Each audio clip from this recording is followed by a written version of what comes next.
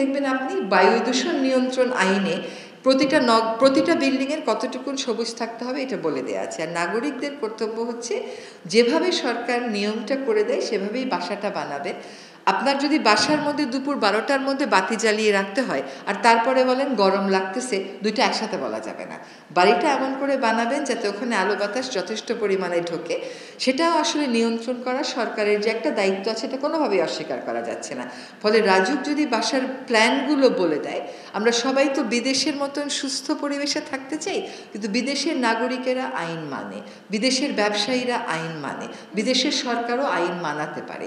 এই তিনটা জায়গাতে আসলে আমাদেরকে একসাথে কাজ করতে হবে। এবং অনেক দিন যাবৎ আইন না মেনে চলার যে কালচার হয়ে গেছে, এখন আইন মানতে বললেই কিন্তু একটা আনপ্লেজেন্ট সিচুয়েশনের তৈরি হয়। আমরা দেখেন, একটু ইংরেজিতে বলিনি, বাংলায় এই কথাটা বলছি। কয়েকদিন আগে বাঁকখালী নদীর আমরা দখল উচ্ছেদ করতে গেলাম। 5 দিনের মধ্যে 3 দিন দখল উচ্ছেদ করা গেল, 2 দিন পারা গেল না।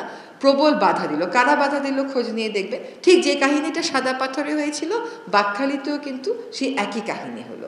কাজে সকল সমস্যার সমাধান আসলে একটা পলিটিক্যাল কমিটমেন্ট থাকলে করে ফেলাটা সম্ভব।